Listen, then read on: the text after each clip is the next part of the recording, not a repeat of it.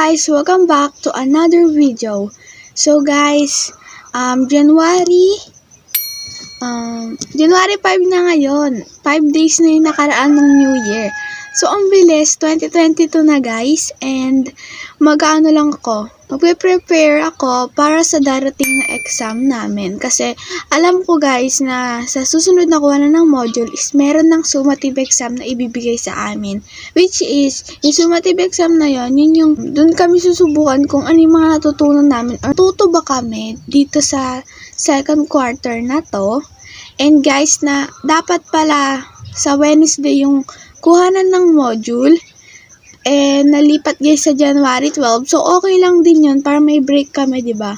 Pero ngayon, yun, mag-prepare lang ako and magsi-self-care and maglilinis ako ng kwarto ko. Papahirap yung school or yung mga school works habang tumatagal. And then, guys, may face-to-face daw kami kaso di pa ako vaccinated. Siguro daw sabay na lang ako kay kuya. Pero ngayon kasi may sipon si kuya kasi nga uso ngayon yung lagnat at sipon, diba? Nagkakaubusan daw yung basic, ganyan. So, itong vlog na to guys, inspiration para magsikap lang din kayo, mag-aral, and mag-prepare para sa dadating yung exam. Kung may summative exam kayo, guys, huwag kayong titigil para sa pangarap, diba? Di pa ako nakakapagtupi ng aking kumot, ng aking higaan. Kasi guys, kakagising ko lang. Tingnan niyo yung mata ko, iba pa yung aura niya, diba? So, ayun. Maglilinis muna ako dito. And siguro lang ako ng mga clip.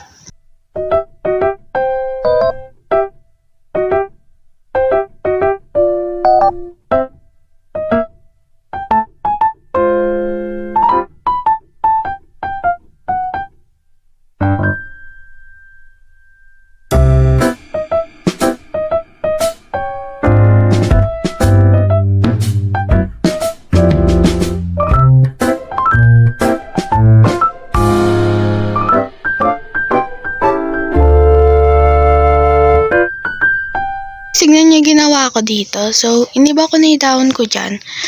And, yun. Nilagyan ko lang sila ng mga swan. Ayan o. Parang siyang garden. Hulog! Hulog! Ay! Mikey! Ay! No, umaga na guys. Nauna pa si Mikey oh. Mikey!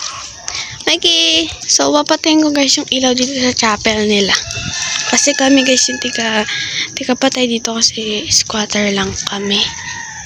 So, ayan. So, naglalakad-lakad lang ako dito.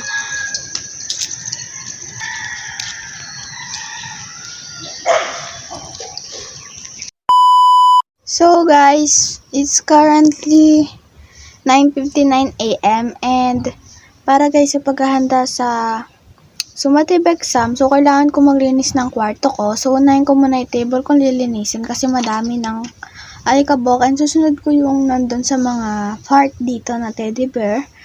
And yung samahan nyo ako maglinis dito, and mamayang hapon dun ako magre-review ng mga kailangan i-review para sa test, diba? So yun guys, samahan nyo ako.